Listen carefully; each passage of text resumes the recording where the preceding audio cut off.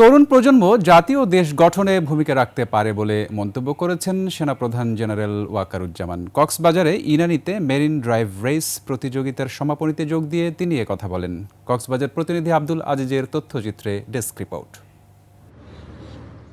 ইনানীর marine ড্রাইভে প্রথমবারের মতো বাংলাদেশ সেনাবাহিনীর 10 পদাতিক ডিভিশন ও জেলা প্রশাসনের উদ্যোগে মেরিন ড্রাইভ রেস 2025 প্রতিযোগিতা।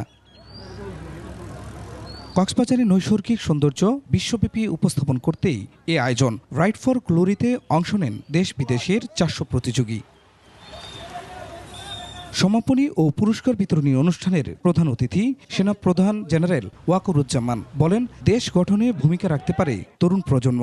আমরা বাংলাদেশে চাই আমাদের ইয়াং জেনারেশন প্রতিনিয়ত এই ফিজিক্যাল অ্যাক্টিভিটিসে যেন জড়িত থাকে।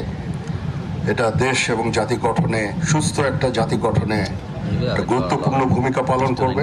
দেশকে সমৃদ্ধির পথে এগিয়ে নিতে সবাইকে এগিয়ে আসারও আহ্বান জানান সেনাপ্রধান। যাদের অর্থ ছাড়া এই প্রোগ্রাম করা যেত না, তাদেরকে আন্তরিক ধন্যবাদ এবং কৃতজ্ঞতা জানাচ্ছি।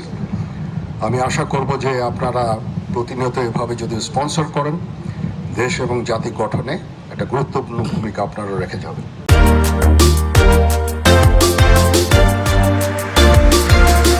দেশের অন্য স্থানেও এমন প্রতিযোগিতার আয়োজন করা হবে বলেও জানান তিনি। বিভিন্ন জেলা শহরগুলোতেও এই ধরনের প্রতিযোগিতার আমরা আয়োজন করব। Khurshid Alam, desk report, 21 television.